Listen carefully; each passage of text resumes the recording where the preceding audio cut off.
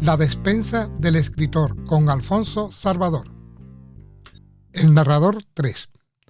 El narrador omnisciente, Dios todopoderoso del microcosmos de la narración, conoce cuánto sucede y puede estar en varios sitios a la vez.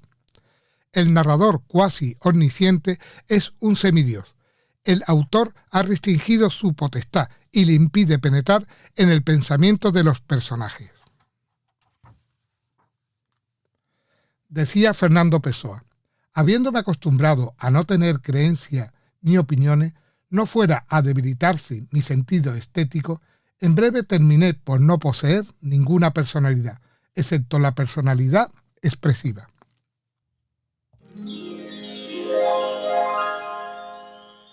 En el episodio de hoy vamos a contar con las voces de Enrique Anderson Imbert, Manuel Puig, Honoré de Balzac, José Saramago, Luis Landero, Miguel Ángel Asturias y un consejo de Virginia Woolf.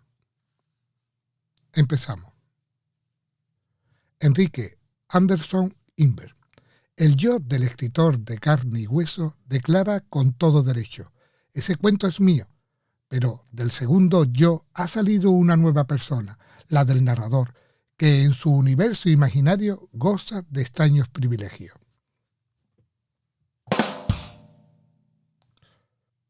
Manuel Puig. Yo vivo de corregir. Cuando escribo voy llegando a lo que quiero, casi por aproximaciones. Anécdota relatada por Stefan Zweig. Cierto día, un amigo de Balzac entró sin anunciarse en el estudio de este. Balzac, quien a la sazón estaba trabajando en una novela, dio media vuelta, se levantó de golpe, tomó al amigo del brazo y en un estado de suprema excitación y exclamó con lágrimas en los ojos: ¡qué horror! La duquesa de Langeais ha muerto. Su visitante lo miró perplejo. Conocía bien la sociedad de París, pero nunca había oído hablar de la duquesa. Y en realidad tampoco existía una duquesa de ese nombre.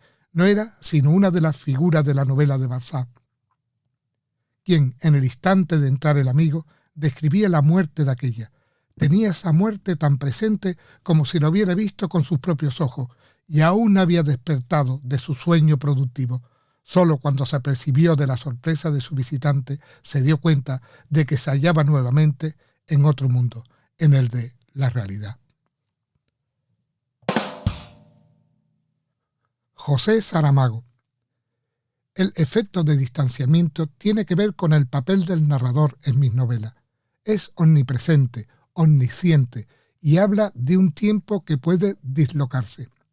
Sabe aquello que sus personajes ignoran, incluso lo que sucederá en el futuro. Entonces organiza un sistema de iluminación en todas las cosas para impedir al lector identificarse con aquello contado. El lector posee una conciencia tan completa como la del propio autor o la del narrador, de que todo cuando narra es fabulación. Por tanto, no vale la pena convencer al lector de lo contrario. Y para que su placer sea mayor, el narrador le muestra los trucos de construcción de la novela. Luis Landero.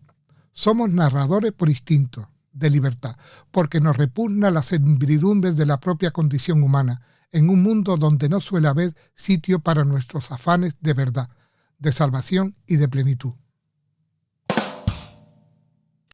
Virginia Woolf. Escribimos a diario, escribimos libremente, pero comparamos siempre lo que hemos escrito con lo que los grandes escritores escribieron. Es humillante, pero es esencial.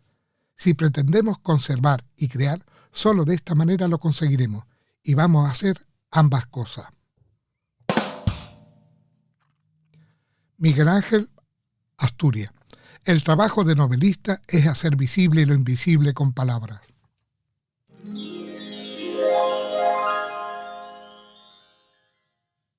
Resumen de los 4 narradores. Narradores en primera persona. Narrador protagonista. Forma parte de la acción como personaje protagonista. Narrador testigo. Interviene en la acción como personaje secundario. Los narradores en primera persona son considerados más verosímiles, porque nos relata de forma directa un hecho, y siempre se tiene a dar más fe a los informes directos que a los indirectos. Sin embargo, por otro lado, presenta una realidad muy parcial y subjetiva. Solo da acceso a una parte de la historia. Narradores en tercera persona. Narrador omnisciente. Tanto el narrador omnisciente como el narrador protagonista pueden entrar en la mente del personaje principal y se colocan en la escena desde el punto de vista central. Cuando el narrador interviene de forma activa en el relato, entonces se dice que el narrador narra. Narrador cuasi omnisciente.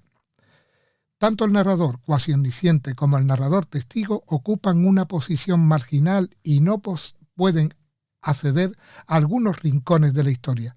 Esto no supone necesariamente una desventaja, por el contrario, a veces proporciona al escritor grandes posibilidades para desarrollar la intriga y la trama que no poseen los otros narradores.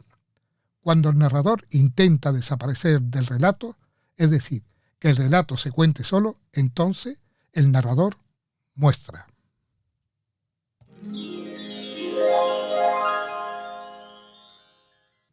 Lectura recomendada. Madame Bovary, de Gustave Flaubert. La regenta, de Leopoldo Alas Clarín. La muerte de Artemio Cruz, de Carlos Fuentes. Muchas gracias por escucharme. Ya sabéis que aceptamos suscriptores las 24 horas del día y sin cita previa. Hasta pronto.